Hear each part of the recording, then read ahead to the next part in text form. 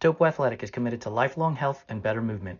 Topo builds running shoes for those who get out there every day regardless of weather, speed, energy, or mood. Their distinctive fit and feel combines instinctive human movement with modern performance and lightweight comfort to help you keep going, keep trying, and keep moving. Discover the Topo difference and step into a run experience unlike any other.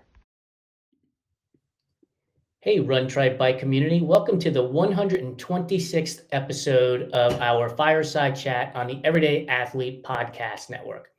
Before we get started with today's show, I want to remind you that you can find this show along with our other shows such as Running Tales with Craig Lewis, Beyond the Finish Line with Joe Harden, Food Fight Friday at the Aid Station with Adam Lee and myself, as well as What's in Your Earbuds with Om Gandhi and his co-host, Joe Harden.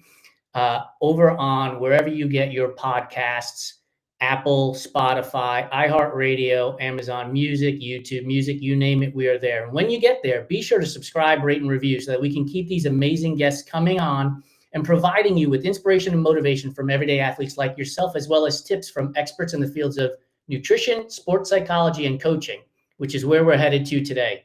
Today, we have Jason Fitzgerald, the founder of Strength Running and the host of the Strength Running podcast. Jason is a columnist for Trail Runner magazine. He has also written several books, including Running for Health and Happiness, 52 Workouts, 52 Weeks, One Faster Runner, 101 Simple Ways to Be a Better Runner, and many, many more. Let's bring Jason on to the show. Hey, Jason, how are you, buddy? Thanks for joining me. Oh, of course. Thanks for having me, Jason. First of all, it's going to be very confusing for people listening when it's like, hey, Jason, thanks, Jason. Goodbye, Jason. Yeah, the two Jasons. If it's easier, you can just call me Fitz. It's perfect. An old nickname. That'll work. And my nickname, it's amazing, right? So we do have similar for obviously exactly the same first name, but similar length last names. And most people have nicknamed me Baha over the course of my time here. So it's interesting how that has also worked out. Before I get started with the first question, I also do want to thank Emily Holland for connecting us. I chatted with Emily a couple of weeks ago, and she thought that we should connect and have you as a guest on our show. So I'm thrilled that happened. Thank you, Emily, for putting that together. I want to jump right into this. A couple of days ago, you tweeted out, "I love the do the best you can framework for training decisions." And why is it that you love that mindset, especially given in today's society with social media where it's, never skip a Monday, grind at all costs type of thing? Why is that a mindset that you love? Well, I think it's really important because it's so easy to get something in, but it's also sometimes very difficult to get in the perfect workout. If you have a workout and you're supposed to do a dynamic warm-up routine and some easy running and drills and strides, and then the workout itself, and then you have a cool down, and then you might be doing some mobility work or strength training. Next thing you know, this is a really complicated training session. You just have a lot of moving pieces here. And most of us are not professional athletes. Most of us have jobs and careers and families and hobbies and other interests outside of sport. And so if you can't get in the perfect workout, can you get in 95% of it or 90% of it? Because often our body doesn't really know the difference between a 95% workout and a 100% workout. And the only part of us that really beats us up about it is our psychology. Oh, I was supposed to run 8 miles today and I didn't really have time, so I only ran 7. Look, like the world will keep spinning. Your fitness will keep building, you're going to keep progressing as an athlete. And so it's just this realization that we can rarely be perfect, and that's okay. It's okay to do 85% of the workout that you had planned. If you're not feeling good, maybe the workout that you have planned, you can slow down the paces or you can cut the volume a little bit. One of the things that I love about running and many other endurance sports too, like cycling as well, is that you can scale workouts up and down. And so if you are a little bit short on time, or maybe you're a little bit sore or fatigued from a prior training session, you can scale a training session back a little bit and still get the majority of the benefits that you're looking for. And I found the only real drawback is that you tend to think that you're not getting what you should be getting. Oh, my coach made me this training plan. I didn't do the workout exactly as he had written. I'm a failure. Well, that's not the case at all. Almost every workout is probably going to be run a little bit differently than how it's written, and that's okay.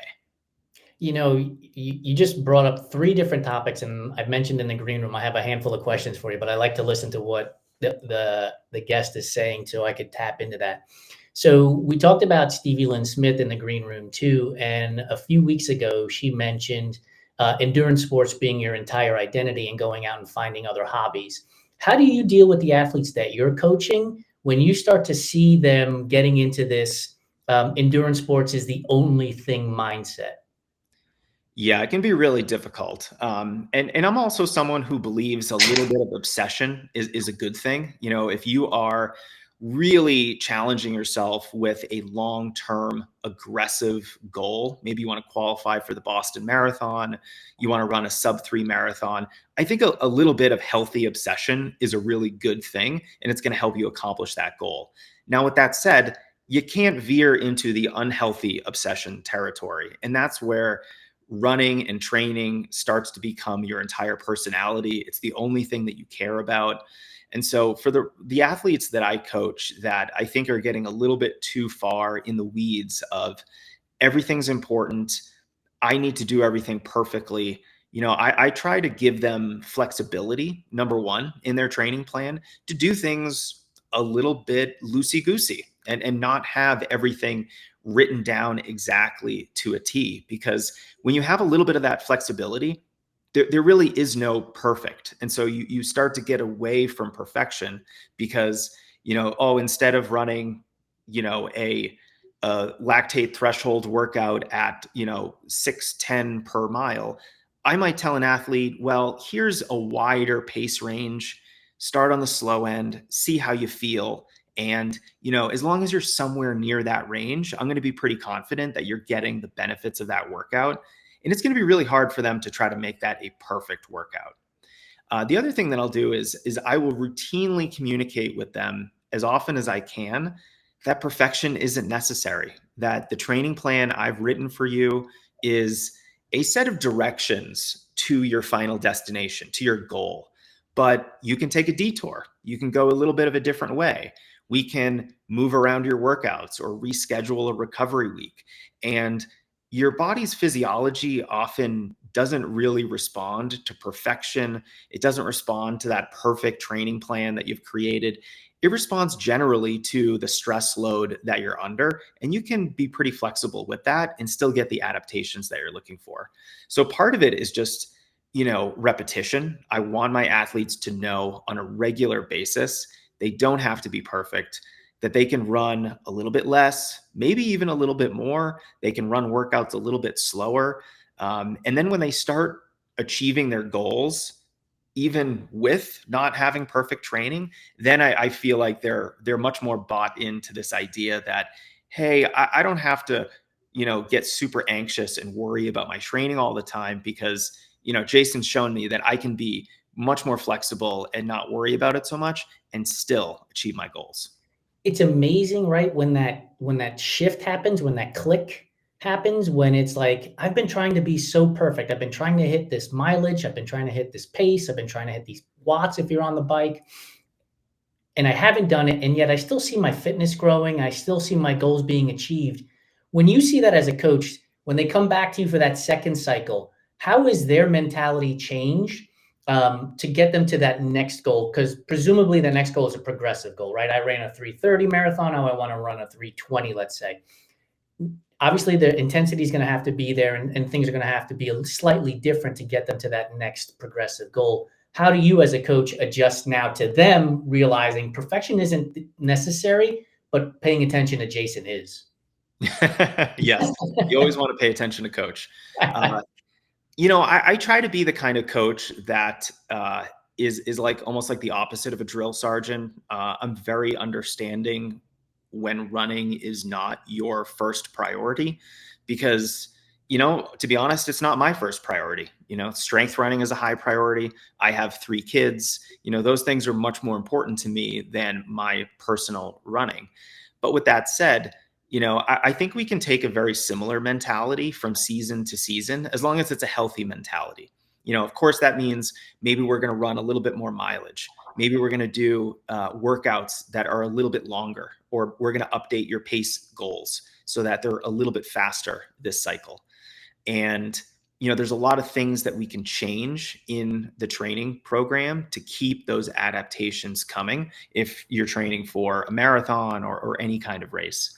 And so what I would try to do with the athlete is if they're continuing to kind of think that they have to train perfectly to get the results that they want, even if they had that season beforehand where they didn't train perfectly, but they still accomplished all their goals. I will just sort of have a one-on-one chat with them to discuss like what happened in the past, and that showed us that we can veer from the plan. You're still going to gain the fitness that's needed. And even if you don't, even if we don't have a great training cycle for whatever reason it might be, these are all learning opportunities. We can learn what works for you, what doesn't work for you, what you like, what you don't like. Some runners just don't like training for marathons, so they don't train for marathons. And that's a really important way to kind of not get yourself burned out from a goal, because you don't actually care about the goal too much, right? So Right. there's a lot of different ways that we can kind of keep runners bought into the program. But I think keeping the progressions manageable over time, and just making sure that the runner is targeting goals that they actually care about. So you're giving me so much food for thought as we're talking, and I've been writing down notes as we're talking.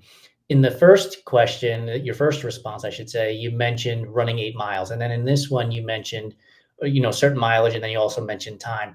When you're looking at putting together a training plan, is there a balance between setting up a training plan that calls for going running a specific number of miles, as well as a set amount of time, knowing that that their average pace is about X, which should get you a certain amount of miles, but you don't want to put the pressure on them to run those miles?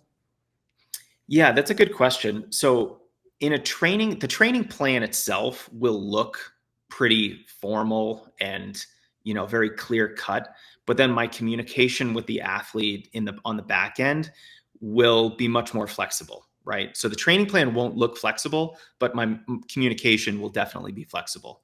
And on the training plan itself, I generally like to write distance based training plans rather than time based training plans, because at the end of the day, running is a distance based sport. You go and race a 5K or a marathon or a half marathon. It's very rare that you go and race an hour or 30 minutes. You don't try to get as much distance over a predetermined time. You try to run a predetermined distance in the fastest time possible. So it's really distance and pace oriented rather than time and effort oriented, even though that, some workouts will be time based rather than distance based. And sometimes we're going to be worrying a little bit more about effort than your actual pace. But typically I will opt for distance and pace, because that's really what the sport is oriented around. So what happens when an athlete comes to you and they're like, I want to run this backyard ultra, or I want to run this 6 hour looped event? Like, is there an adjustment that you have to make then at that point? Because they are going to be running for a time, or in the case of a backyard ultra, they might have a fixed distance, but it's going to be over, right, an hour each time they do the 4.16 miles or whatever it might be. Yeah, I mean, I think in those situations, it's going to be really important to train whatever strength and weakness the runner has at the time. So if you're a new ultra runner and you're training for a 6 hour race, that might be similar to a 50K. It might be a little bit closer to a 60K. So we can use the training principles from those distances to give us guardrails around our training approach. Now with that said, for those events, I would want a little bit more of a hybrid approach where sometimes your long runs are going to be time based, where I want you getting on the trails. Usually these ultras are on alternative surfaces than the road. So let's get on a similar surface as the race. And, maybe it's not a 6-hour long run, but maybe we might do a 4-hour long run. And there's really no pace or distance goal here. There might be some general guidelines and things like that, but ultimately I'm looking for time on feet. I'm looking for a fueling strategy over the course of that 4-hour long run. And just practicing with the gear and equipment that you're going to use on race day is all really important. So if you are training for a very long event or a time-based event, I'm probably going to use a hybrid approach. Do you listen to music when you run?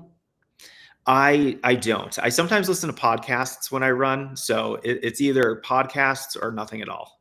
So the reason why I bring it up is, one, we have a show called What's in Your Earbuds that one of our co-owners, and Joe Harden, who also hosts Beyond the Finish Line, podcast, is hosting. And I'm going to be running a 6-hour looped event in October. And because it's not bad enough to just run around a 1-mile loop for 6 hours, the idea is to listen to one song for as long as I can during those 6 hours. So exactly the face you made. Exactly. And I don't listen to music. I literally have 2 songs on my phone, both by the Pet Shop Boys. So I don't listen to music. So they're trying to figure out the best song for this challenge and see what we could come up. So I was going to ask you, what song would you nominate for the one song to listen to? Oh my God, I don't know. I don't think I could do that. That's some real mental toughness training right there, Jason. Good for you. When people say that's real mental toughness training, all I hear is that's a really dumb idea. But go for it yourself. Yeah, not for me. One of the things you mentioned earlier in the conversation as well was if the athlete is sore or fatigued. And I go back to this thing. I often ask coaches about this because in today's world, people are posting their best of, right? When they go to Strava, it's like, I had an easy run today. Their runs are in zone 5. Or, they're posting all these great pictures on Instagram, videos on TikTok. And you might fall into this trap of comparing yourself to that best of component there. Your thoughts on recovery? How do you implement it as a coach? Have you ever had to, I don't want to say force, right? Because you can't actually grab somebody and sit them down in a chair, but how do you get somebody to understand how important recovery is? It can be tough sometimes because runners are definitely a little bit type A. They want to feel like they are working hard, and recovery, resting, slowing down, maybe running fewer miles. These things kind of communicate to the athlete that I'm not working hard, and that's just a tough place to be. But ideally, recovery is sort of taken care of in the training plan itself. So if you are running appropriate workouts for your fitness level, appropriate mileage levels, appropriate number of days of running per week, and an appropriate long run for your abilities, you're going to be experiencing a proper amount of soreness and fatigue. Because let's be honest, you don't want to experience no soreness or fatigue, because those things indicate that you're working hard, you're stressing your body, and your body is going to ultimately adapt to that stress, and you're going to become a better runner, stronger, faster, etc. But the problem is when you're like too sore, you're too tired, that you can't hit your splits in a workout, or you just can't finish a run because you're so fatigued and tired. That's where you're either running too much, or a much more likely culprit is that you're probably running too fast. Either your workouts are way too aggressive, or you're just running some of those in between easy or base runs at too quick of an effort. So, recovery is something that, we always want to talk about, what do you do for recovery? When it's really interesting, recovery is something that your body does by itself when you're not doing anything. So it's interesting. Recovery is turned into this active verb, that's something that you do, as opposed to a natural physiological process that you can help along or you can hinder.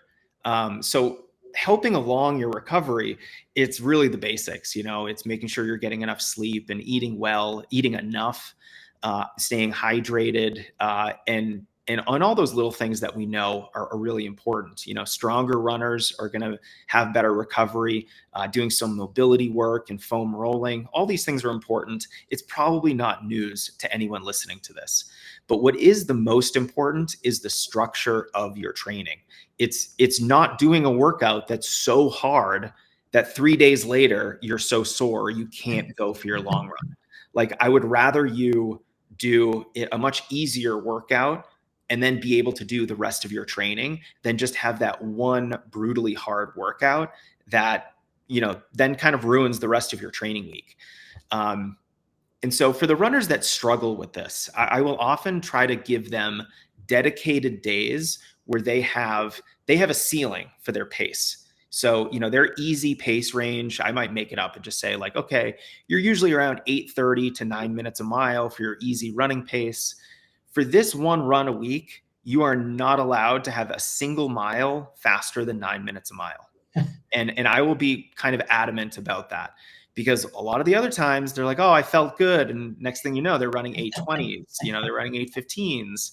And then 2 weeks later, their ankle hurts and they're not sure why. And of course, we can't pin it exactly on, well, you keep doing all your runs 15 seconds per mile faster than I think you really should be. But it's an obvious training error. And if you're experiencing excessive fatigue or niggles or a lot of soreness, step number one is just like, okay, where are training errors and how can we reduce or eliminate them so that I'm training a little bit more strategically? So that's kind of how I think about the recovery process, and actively trying to get runners to slow down a little bit so that, they can actually hit those workouts in those long runs.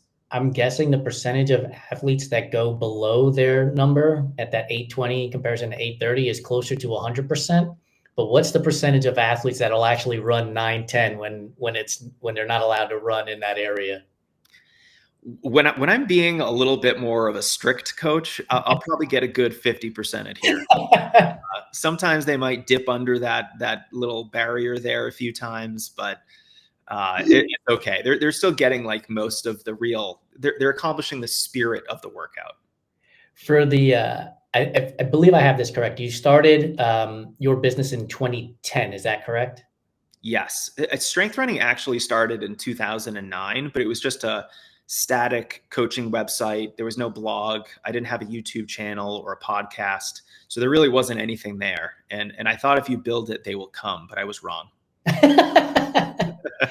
For those of us that are in marketing, we love to hear that, because yes, you could build it, but you have to market it as well. Yes. So about a year after I started the strength running website, that's when I realized I need to actually like demonstrate that I know what I'm talking about. So that's when I started writing articles for strengthrunning.com, built out the blog I've been writing now for over a decade, and I think we have about 1,000 published articles on strength running.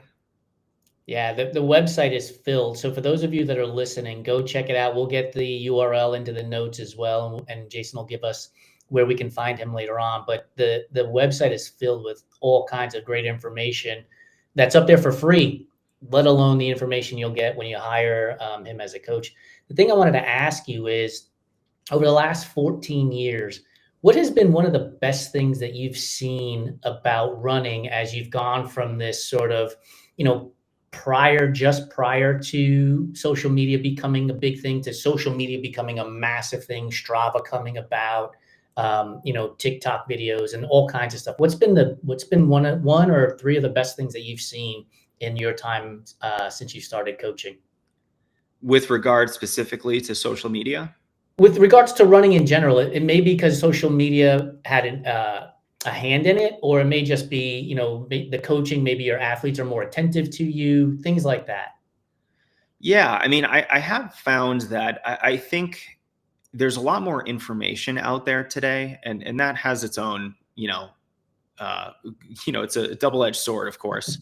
But for the most part, I've found that a lot of runners are now embracing what I'll call best practices. So 15 years ago, it was very difficult to get runners to do any kind of strength training because we're runners. We don't like to do that. Would rather go out there running. I'm kind of one of those runners myself. Like, I totally understand. But at the same time, strength training is so necessary to keep us healthy, to optimize our performances. And it's just not even what I would consider cross training. It is just part of the training that we have to do if we want to reach our potential. And I've seen a lot more runners now embrace strength training and just recognize that, hey, I might not love this, but it's something that I have to do.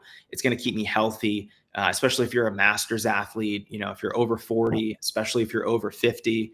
Yeah, me and you both, Jason.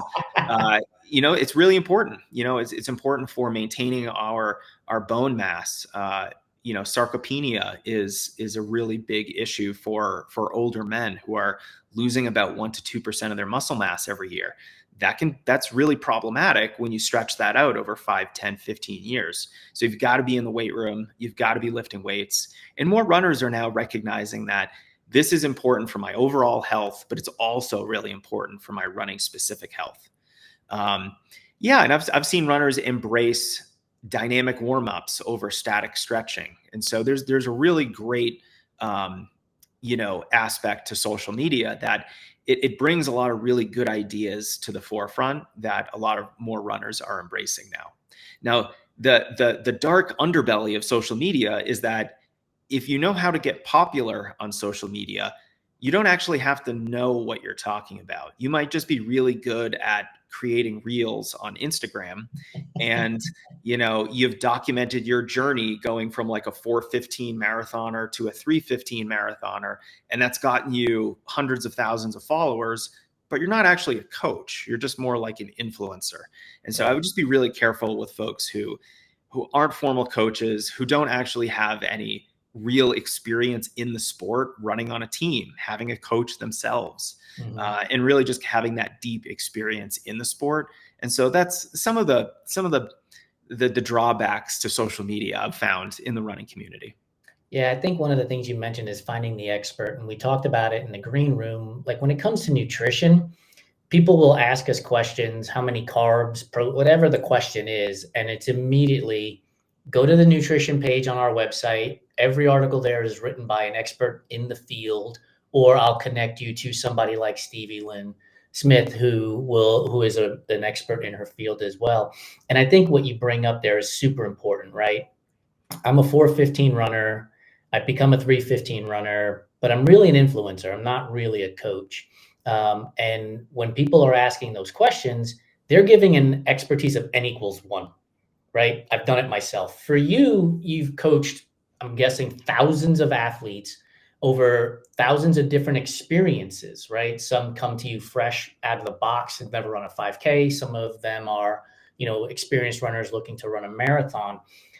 How important is it for you personally to have a mix of different athletes on your roster so that you're working at the 5K, the marathon, the ultra type of thing? I think it's really important because it's basically a diversity of professional experience that ultimately leaves you a better coach. And there's all kinds of different things that make people good coaches. You don't have to be a former pro runner. I think if you are a pro runner, it probably helps to hire someone who has experience at those levels of performance.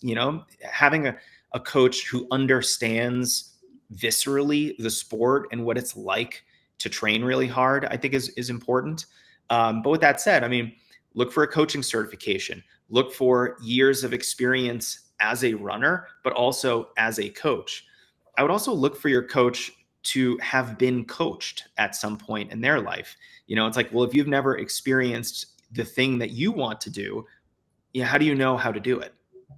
So, I've had more than 10 coaches in my career, from assistant coaches to cross-country coaches in indoor track and outdoor track. And, the strength coaches I've worked with in the gym as well. And so it's just this very large breadth of experience that comes from, the coaching certification, but It's coming from cross country. It's coming from indoor track, outdoor track. It's coming from, me racing everything from the 200 to triathlon, duathlon, track races, cross country, trail races, running at altitude and at sea level, and dry climates to East Coast humidity. I know we're talking about that in the green room and talking about how much we hate humidity, and just really, like, do you have experience doing it all? Coaching runners of a whole different variety of ability levels and talent levels. And do you have the background to support all that? So I think all of those things are really important. And so it's a big checklist of these things. You don't have to have all of them, but the more you have, I think the better. Yeah, I agree with you. I was coached by Maria Simona, the No Limits Endurance Coaching team, when I was getting into Ironman distance racing, 2011-ish. And I remember this lesson that she taught me way back then, right? So we're talking 13 years. And she said to me, Jason, stress is stress. Your body doesn't know that you've just run 5 miles or that you're dealing with financial stress or marital stress or family stress or whatever it is. It just knows stress.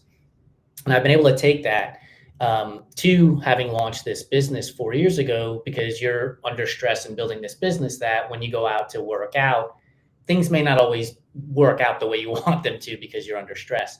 And so I think your point about having coaches be coached gives you all of that different experience that you can put together, then put to get forward your best foot. Like, this is Jason Fitzgerald and this is his coaching, but he's taken from all of these different areas. Similar to when they talk about like Bill Parcells' coaching tree and how that dropped down to Bill Belichick and all these other coaches in the NFL kind of thing. Yeah, I think that's a great point, because it's not just my personal experience, it's the experiences of all of the athletes that I've coached. It's all of the wisdom from the coaches that I've had the good fortune to work with at the high school and collegiate level. And I used to bother my old cross country coach all the time for training advice after I had graduated, especially when I was moving up to some of the longer distances that we never touched in college. So all those experiences were so valuable, and I just wouldn't be the coach I am today if I didn't have those coaches, or if I didn't read, the dozens of training books that I've read, and every single data point on my coaching journey. Do you, would you consider yourself a lifelong learner? I think so. Yeah, I think you can't see it. Here we go. I'm always surrounded by a whole ton of books, and, try to read very widely. Probably a relic of my liberal arts education. Just I like learning about a whole different variety of things. And so, yeah, I do consider myself a lifelong learner. Because the reason why I ask that is I think it's important. You've been a coach for 13, 14, going on 15 years at this point. And I don't think you get to that area without learning along the way, right? Like, the way you coached in year 1 and the way you coach in year 15 are going to be different. And I think that's a strength based on perspective, right? You're able to have a clear perspective of life is going to always be changing. Life is going to always have different stresses. There are going to be moments that are easier and harder. How do you implement that lifelong learning and perspective understanding with your athletes as they're going through some tough times? Let's say, I know a lot of athletes deal with taper not so well, right? Like, I can't believe I can't run 8 hours today for the marathon that's in 24 hours. How do you work with them from that perspective to get them to understand, like, look, we need to slow down so that you can be strong for race day?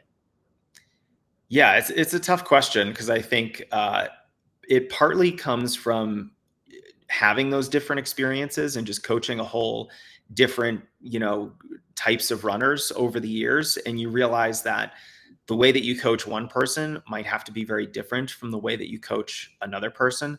So part of this process of lifelong learning is just asking myself all the time, how can I be a better coach? How can I communicate this idea or principle or even a criticism of an athlete, of how they're approaching their training? How can I do this in a way that's going to resonate with them and really get through to them in a certain way? So there's the coaching side of things, where I'm just trying to be a better coach all the time. I do think, having my podcast has been an amazing opportunity for professional development, because when I have a physical therapist or a sports psychologist or a strength training expert or another running coach. And we're talking about all these kind of related subject matters. Nutrition and diet is not what I do as a running coach, but I should be a pretty knowledgeable amateur in that area to help my athletes with basic diet or fueling questions. And same thing with physical therapy. I think every coach, as well as every runner, should be able to manage small niggles and just personal, little things that come up, or else you're going to be in a PT office 3 times a week. And that's not really a sustainable option. So the podcast has been incredible for me because I've been able to learn from these world-class experts, the Olympians and the people that surround the Olympian to help them get to those performance levels. In preparing and doing research for those conversations, it's just been a wonderful learning opportunity for me to learn more about all the areas around running, the physiology, the training theory and exercise science that informs why we're doing what we're doing every day during the training process. So besides, being kind of a running nerd and reading a lot of running books, I think the podcast and just the art and craft of coaching are all really important to help me continue getting better at what I do. Did you watch the docuseries Sprint on Netflix? Yes, I did. What'd you take away? I think I have one episode left to go. I haven't finished it. Okay. What's been one of the lessons you've learned from that documentary? Because they are out there with their coaches, talking to their coaches. The coaches are interviewed and working with them to obviously get better to win gold medals. What was something you took away from the docuseries so far? I think 2 things that always impress me with this caliber of athlete is that they're very process oriented. Like when they show them at the track doing a workout, they might be joking around in between sets and have kind of a lighthearted approach to things. But if you actually watch what they're doing, they're very kind of formal in their approach to training, and they're not going to skip things. They are really adamant about being very methodical with, okay, I'm going to warm up. I'm going to do these drills. Oh, wait, my form wasn't great on that drill. Let me get some feedback. Let me try it again. Let me do it the right way. Okay. And they're just so professional in their approach. And I sometimes get frustrated with runners who are like, well, I'm not a pro runner. Well, you could approach your running more professionally and get very, very good results because of a more professional approach.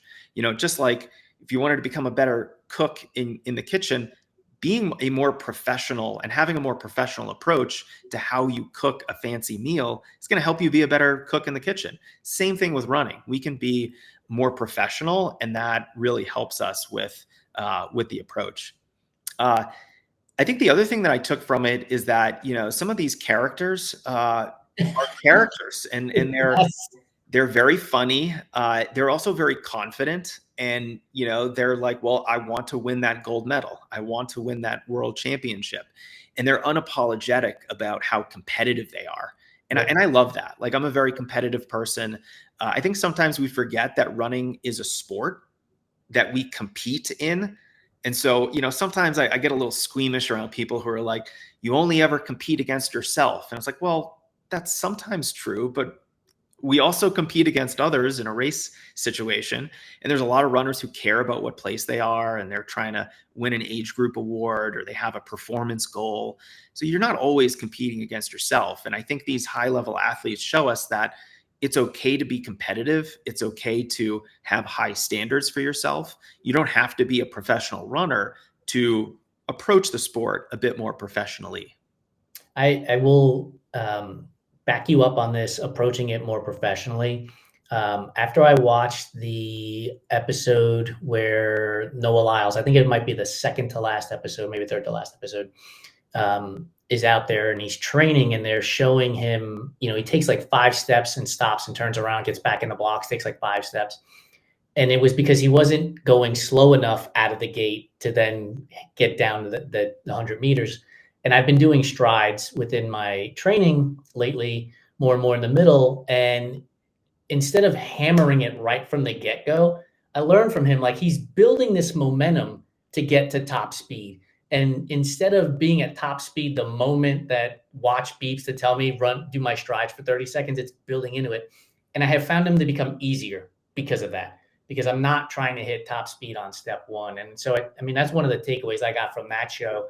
And again, I'm not running 100 meters, right? I'm running for miles on end, but I think we can all learn from different things.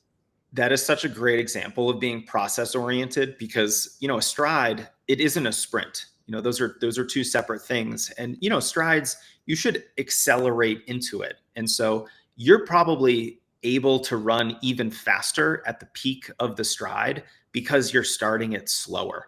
And so this is a really great example of almost making your training a little bit easier so that you can get more out of it and ultimately become, a better runner. You're doing better strides because you're doing them the way that they're supposed to be done and not just trying to run really fast. So yeah, when I see beginner runners try to do strides, they treat them like little mini races, and that's not what they are. And so making your training easier is often a really great way to become faster, counterintuitively. And I think this goes to the whole idea of being a lifelong learner. I've been participating in these sports for 17 years, and still it took a moment of visualization of seeing Noah Lyles do this to remind myself, okay, this is how you should be doing it as well. And to your point, making my training easier so that I can get faster and run harder. Before we jump into the rapid fire food questions, as we're running out of time here, I've been wanting to bring this up because I found it to be amazing on your website.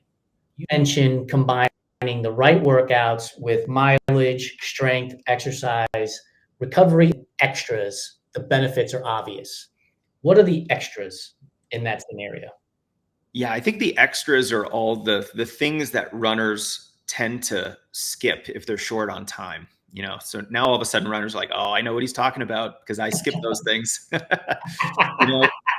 It's the dynamic warm up before you go running. It's being more process oriented, making sure that the first mile of your run or first kilometer or two is a little bit slower, so you're kind of easing into the effort. We just talked about that with strides. Strides are a great example of something that would be considered an extra, even though I don't really consider any of these things extras. Doing some physical therapy oriented core or strength training to keep yourself healthy. Going into the gym twice a week for some weightlifting, maybe doing form drills before your next workout. All these things that we do that aren't the running portion of our training that we often, set down to the side when we're short on time. Those are all the extras. And I don't really consider them extra. It's just part of the training process. And so, when runners realize that, look, let's not call ourselves runners. Let's call ourselves athletes that specialize in running. And that little bit of a, change in how we describe ourselves then allows us to think a little bit more broadly about our training. Okay, I'm not a runner. I'm not just going to run. I'm an athlete. I need to do things that make me athletic. I need to do drills. I need to do all kinds of skips and hops and plyometrics and strength exercises and mobility movements and things like that. And now all of a sudden I'm moving better. I'm feeling stronger. I'm feeling more fluid and graceful with my movements. My running economy is improving. You just become a better runner with all that kind of work. And it's no surprise that if you were to visit a university track practice, you would see all these athletes doing these things. They are not professionals, but they sure are treating the sport very professionally.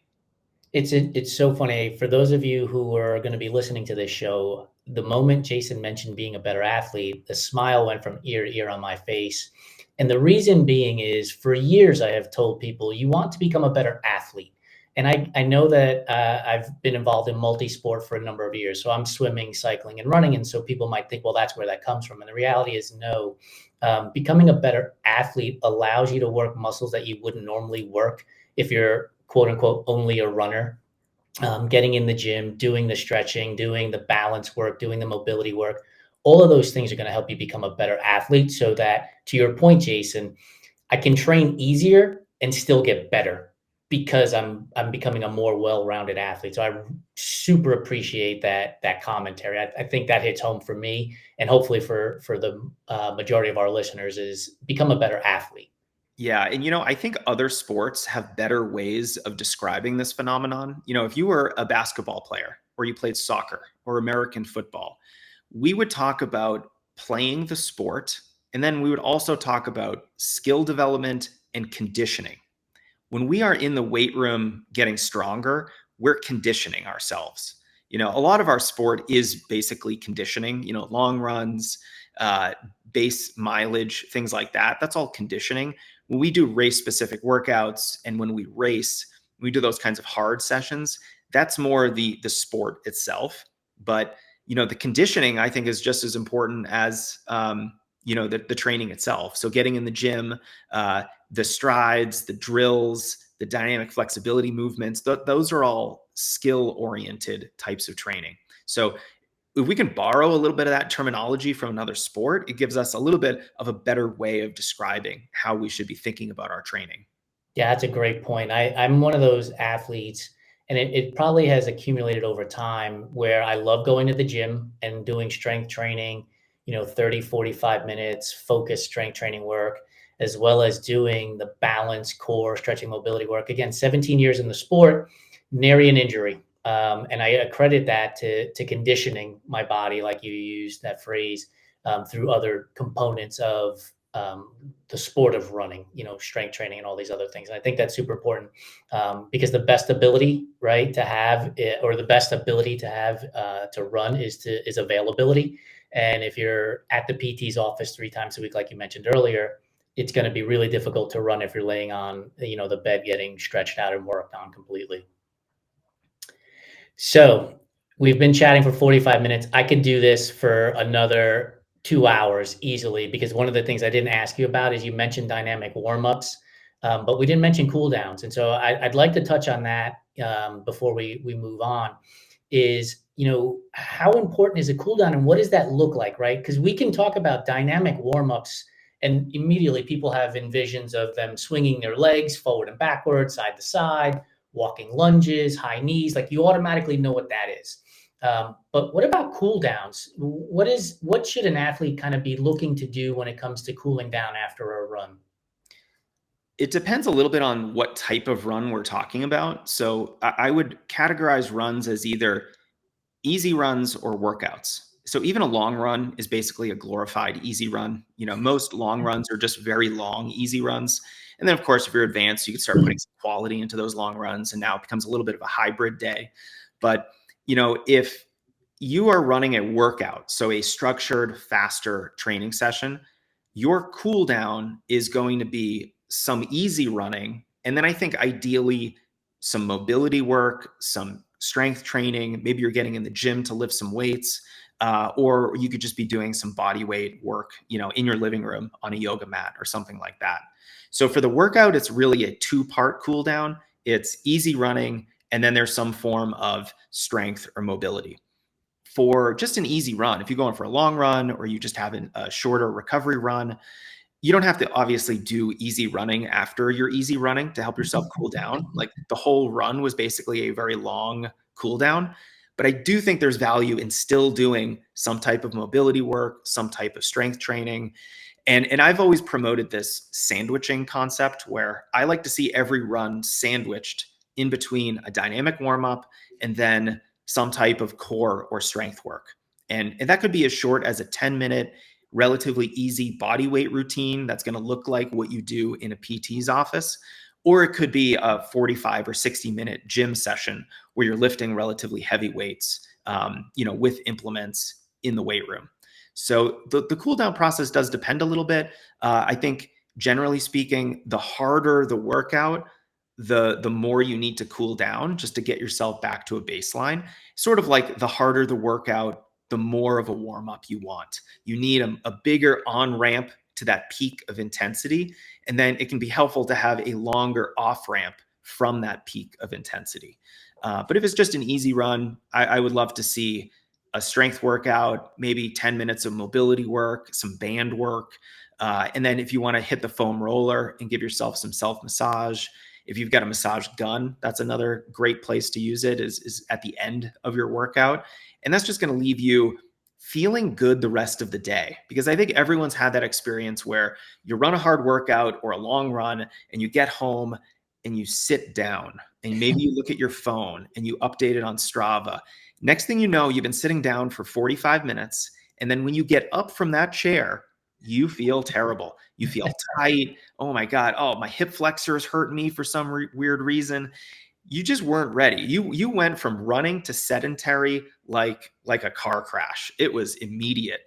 And instead, we need that longer off ramp from that peak of intensity. So let's go through a whole bunch of strength exercises. You'll be going through a bigger range of motion. It's going to leave you feeling a little bit more loose, more limber throughout the day. And then if you want to do some foam rolling or other kind of massage work, that's just really going to help you feel even better. That's awesome. Thank you so much for that explanation, because I remember when I was training for my first 100-miler, I was talking to a friend and he said, don't sit in the holy shit chairs. And I was like, what's a holy shit chair? And he's like, the minute you sit down after going like 10, 12 miles or whatever, you sit down and you try to stand back up. You're like, holy shit. I was like, so I've avoided the sitting in a chair during ultras for a very long time. Yeah, I don't think I would ever start running again. If I sat down at an ultra aid station, I would have to just keep standing. Yeah. It's sort of like, have you ever started walking in a marathon? It's so hard to then keep running again. Yeah. I would rather just slow down. Oh, awesome. Hey, Jason, let the audience know where they can find you and get in touch with you so they can learn from your vast knowledge of experience with strength coaching and running. Well, strengthrunning.com is my home base. You can learn more about all the different content that I have there. We have different courses on different topics. So if you're interested in learning more about strength training for runners or injury prevention or even mindset, we have, free email courses that will talk about all those different topics. You can also check out the Strength Running podcast, wherever you listen to podcasts, and the Strength Running YouTube channel, if you prefer video too. Awesome. You ready for our rapid fire food questions? Yeah, let's do it. Awesome. You're an East Coaster, and so I'm really interested in getting your take on this. Pineapple on pizza, yay or nay? Yay. I'm okay with it. I'm okay with it. If you don't like it, go do you, but I'm okay with it. Give me a Hawaiian pizza with ham and pineapple, and I'd be kind of happy. Sorry to disappoint everyone.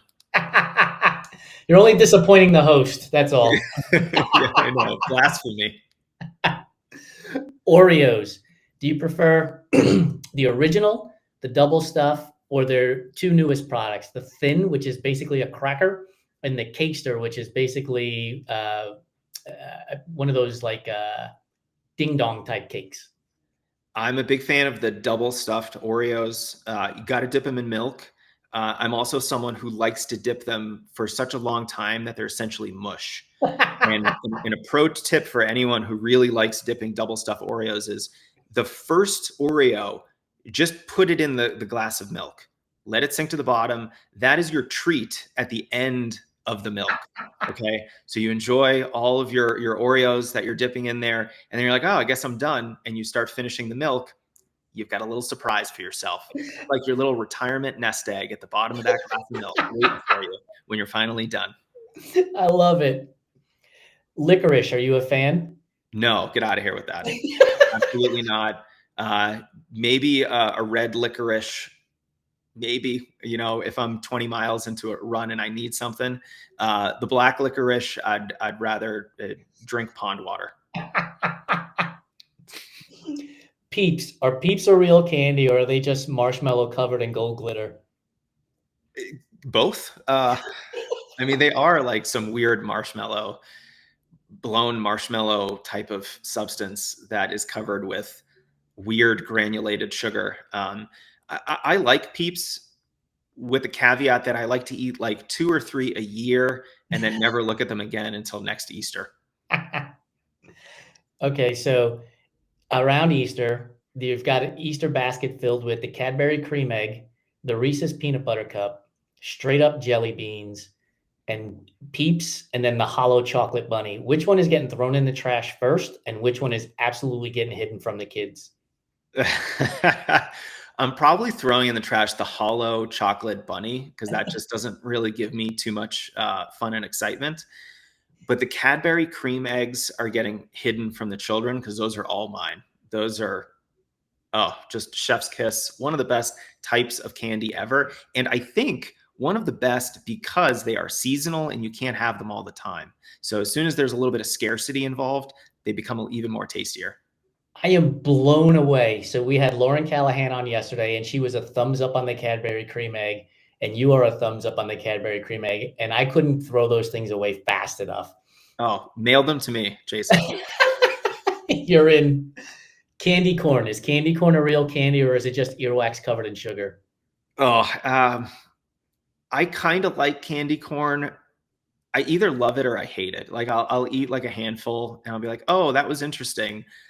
I don't want to see these again until next Halloween. So I'm a little bit in the middle on those. It's like I haven't decided. But the novelty on those doesn't work in its favor then. Why is that? Well, because you're like, yeah, I could take them or leave them. Whereas with the Peeps, you're like, it's awesome. Or the Cadbury cream egg, excuse me. You're like, it's awesome because it only comes around during Easter. Yeah, I just don't think the other candies is as good. You know, like the Cadbury cream egg is amazing, and it's made more amazing because you can't get it all the time. You know, the corn is just, I mean, it's candy corn. Who wants to eat a candy version of a piece of corn? I don't know. This is so not running related. I'm having a great time. It's perfect. Creamy or crunchy peanut butter? Which do you prefer? Prefer creamy, although I'm a little bit agnostic. There's a time and a place for crunchy. When you make a peanut butter and jelly sandwich, do you put peanut butter on one slice of bread, jelly on the other, smash them together, or do you put peanut butter and jelly on the same slice of bread and then fold over the top? What are you talking? I do it the normal way where I put peanut butter on one side and then the jelly on the other side. How do you spread jelly on peanut butter? That sounds like you're doing it the hard way, and you're going to get peanut butter on the knife. So if you don't get all the jelly the first time, you're then going to be putting peanut butter into the jelly jar. So I'm going to say I do it the non-sociopath way.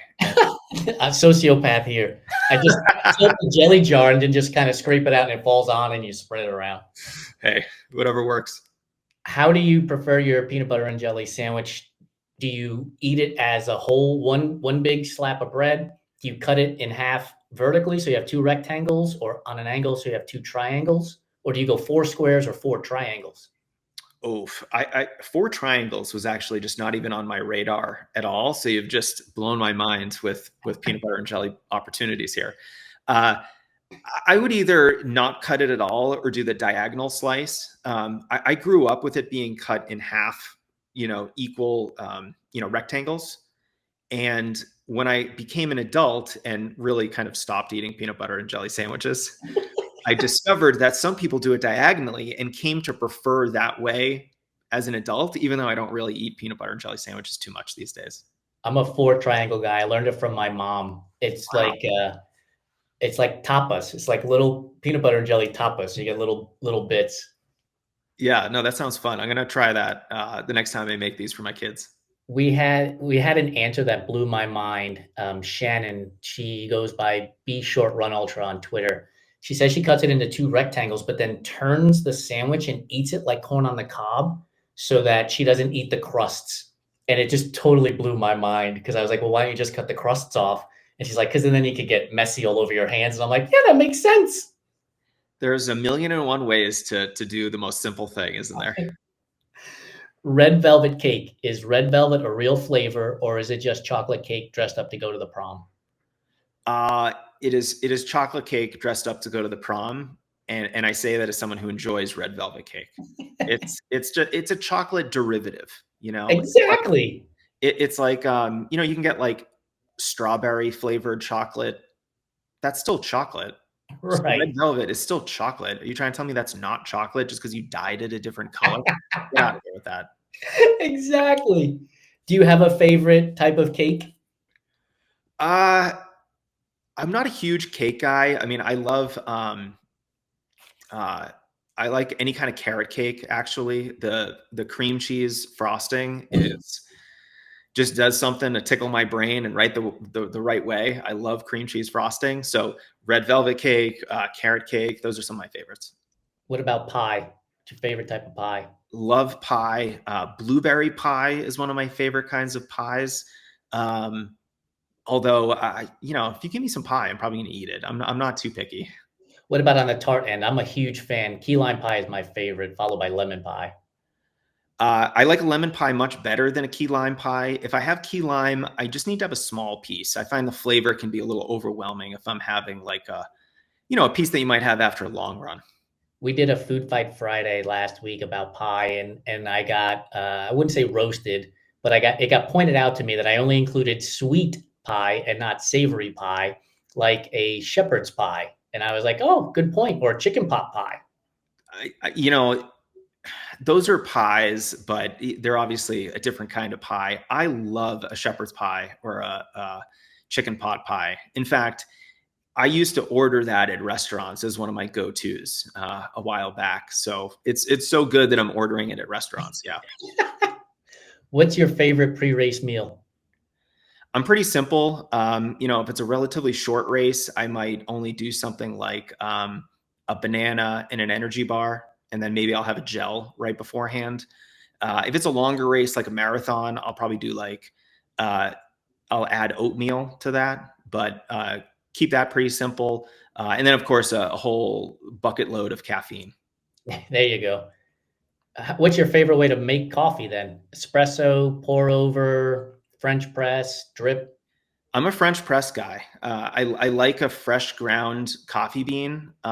So I'm not too fancy with the kind of coffee beans that I get, but grinding it fresh and then brewing it right there, just a single cup, is a really nice way to have a cup of coffee, in my opinion.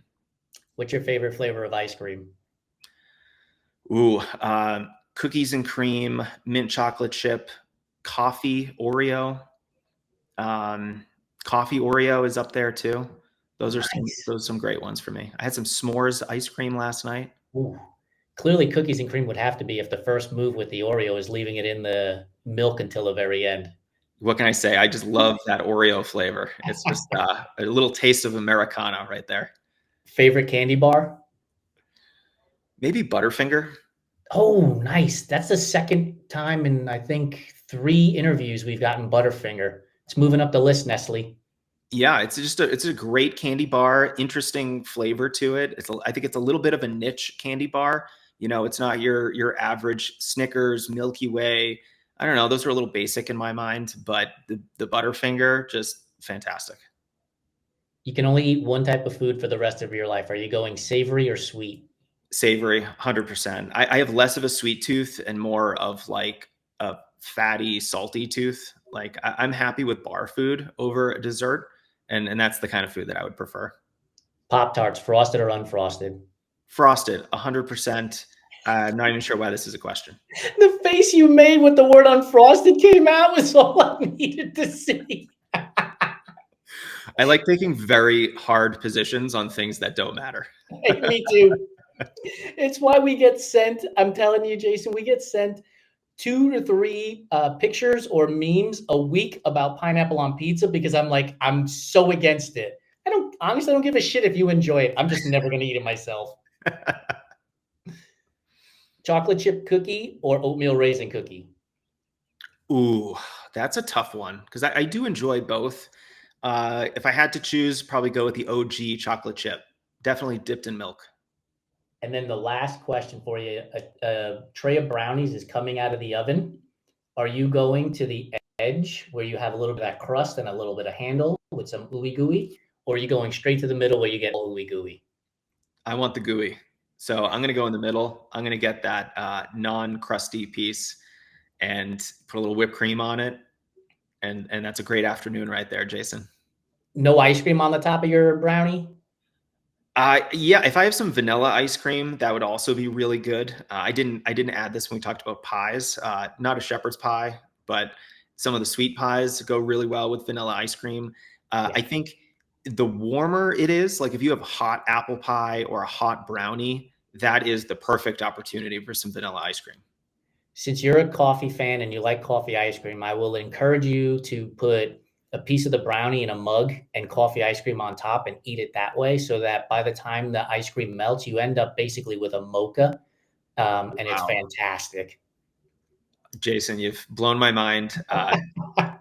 I can't wait to try that. You've introduced me to some new ways of eating things that I'm very excited to try soon. My job here is done. Jason, thank you so much for joining us. For those of you who are just getting here, thank you for showing up. This will be on our Instagram page here in about an hour, but it will be on our YouTube channel and our website on Friday. And then on September 18th, you'll be able to get it wherever you get your podcast. Jason, have a great day. Thanks for joining me. Thank you so much. This was so fun. Bye.